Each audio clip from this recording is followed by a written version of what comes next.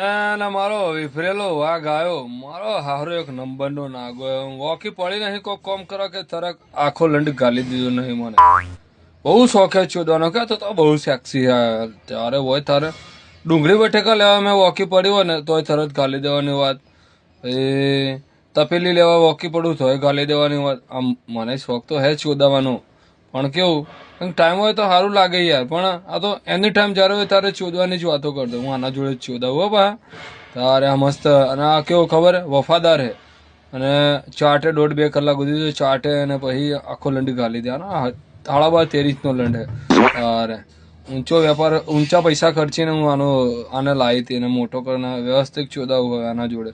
અને અમુક તો રંડવા હોય ને ભેણ ચોદો, છોકરાઓ અમુક રંડવા હોય ભેણ ચોદ શું કહે પ્રેમની જાળમાં ફસાવે અને પછી ને લંડ ચટાડી દઈએ અને ચાટે નહીં ભોસ અને લંડ ચટાડી દે ને પાછા જતા રહીએ ચોદીને 1-2 વખત ચોદે ને પછી તો ફોને નહીં ઉપાડતા ને મિસ કોલે નહીં મારતા અને મેસેજનો રિપ્લાય નહીં કરતા ને આવું કરે એટલે મેં કૂતરો જ પાડી દીધો.